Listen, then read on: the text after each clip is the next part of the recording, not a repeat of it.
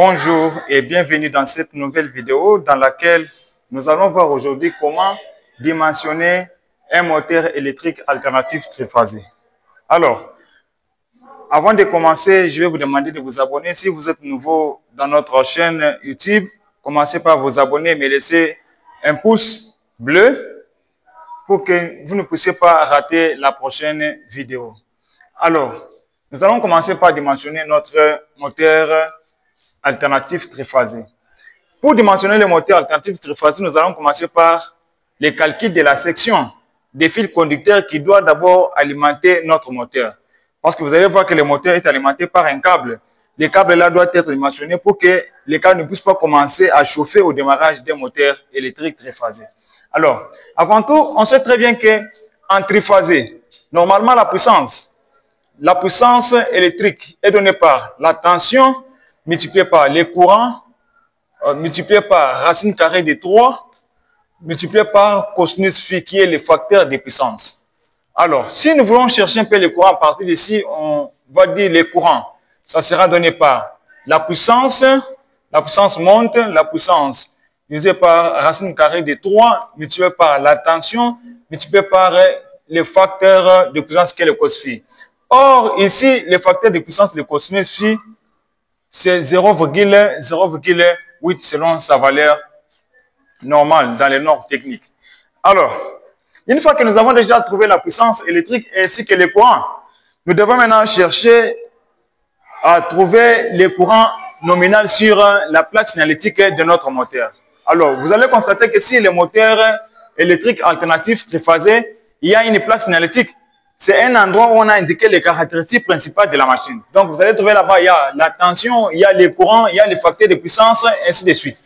Alors, ici, comme nous n'avons pas les facteurs de puissance, il y a d'autres moteurs ici où vous trouvez qu'il n'y a pas la plaque signalétique.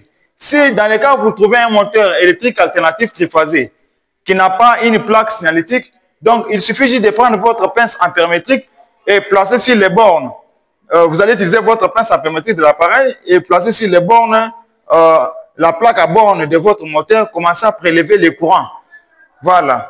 Alors, maintenant, moi, je vais vous proposer un courant nominal ici d'un moteur qui est au hasard, un courant, par exemple, de 33 ampères. Je prends un courant au hasard de 33 ampères comme le courant nominal, donc I nominal.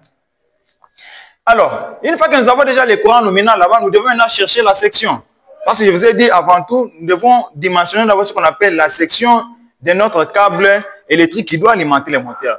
Donc, la formule pour trouver la section d'un conducteur pour dimensionner le moteur, la section sera donnée par les courants nominaux. Donc, les courants nominaux divisés par 3, parce que nous sommes en triphasé, divisé par 3. Alors, nous pouvons maintenant remplacer avec notre courant qui est sur la plaque signalétique de notre moteur. On remplace là-bas directement 33 divisé par 3. Directement, nous allons trouver une section déjà de 11. Donc, 11 mm². Donc, 11 mm². Donc, pour ce courant-là qui est sur la plaque signalétique de notre moteur, le courant de 33 ampères, nous aurons besoin d'un câble qui va alimenter le moteur de 33 mm². Alors, une fois que vous avez déjà trouvé la section qui doit alimenter votre moteur, nous devons aussi chercher les courants des disjoncteurs.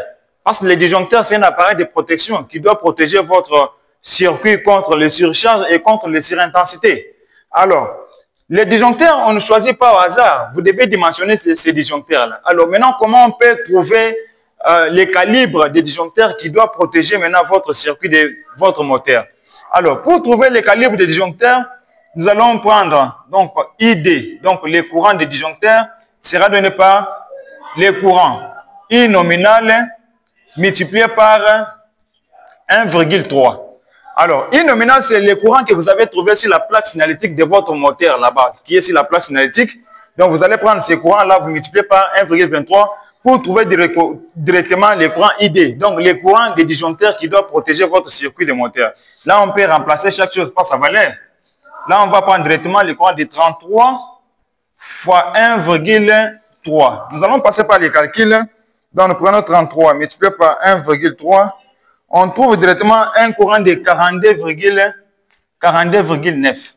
Alors, on peut directement arrondir parce que Une fois que vous trouvez la valeur d'un disjoncteur, ou soit des calibres de 42,9, vous pouvez prendre par exemple 43. Mais vous ne pouvez pas prendre normalement 43, mais il faut augmenter un peu les calibres. Par exemple, dans l'installation, si vous trouvez un calibre, le courant qui parcourt votre installation est de 5 ampères.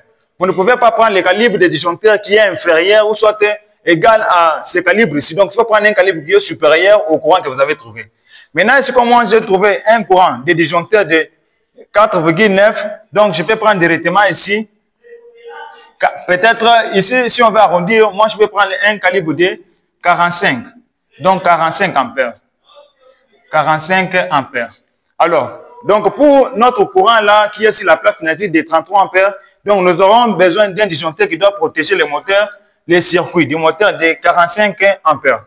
Alors, une fois que vous avez déjà trouvé les courants des disjoncteurs, nous devons aussi chercher les courants de notre contacteur. Parce que ce sont des contacteurs qui font le démarrage du moteur.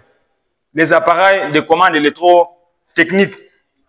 Alors, pour trouver les courants des disjoncteurs et des contacteurs, donc ici, qu'est-ce qu'on doit faire? Donc, nous allons prendre toujours les courants nominaux trouvés sur la plaque signalétique du moteur fois 1,5. Parce que normalement, à chaque fois que le moteur fait les deux sens de marche, peut-être marche avant et marche arrière, les contacteurs ont toujours tendance à chauffer.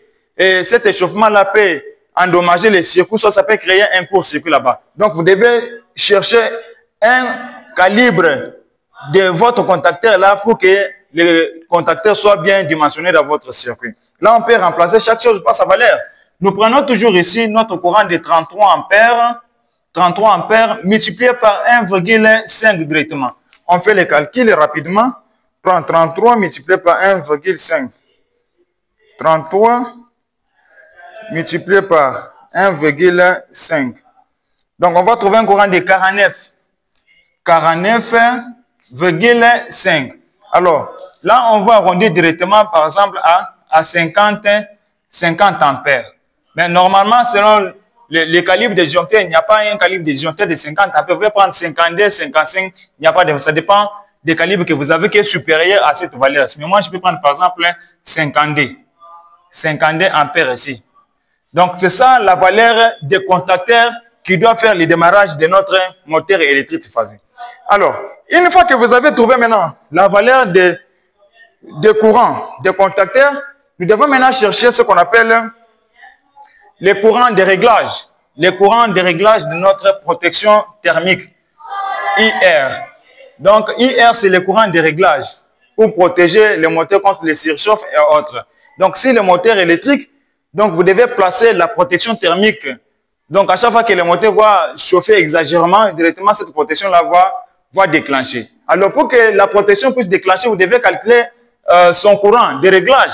Donc, le courant de réglage de la protection thermique est calculé par la formule. Donc, vous prenez toujours les courants nominaux trouvés sur la plaque signalétique multiplié par 1,1. Là, on peut remplacer directement. On prend toujours 33 multiplié par 1,1. Là, on peut trouver directement ici.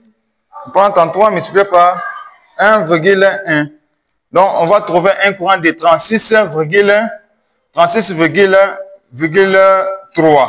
Là, on peut arrondir directement en disant, on peut prendre par exemple 38 ampères directement. C'est ça la valeur des courants qui doit, les courants, les calibres des courants de réglage de notre protection thermique.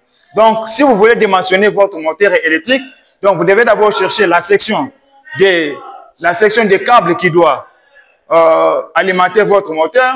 Vous devez calculer aussi les courants des disjoncteurs pour la protection de votre installation. Vous devez chercher les courants de votre contacteur. Donc, votre contacteur doit être bien dimensionné pour que ça puisse pas chauffer lors des changements de sens de marche. Et puis, vous allez chercher aussi les courants des réglages ou soit de la protection thermique de votre contacteur. Merci.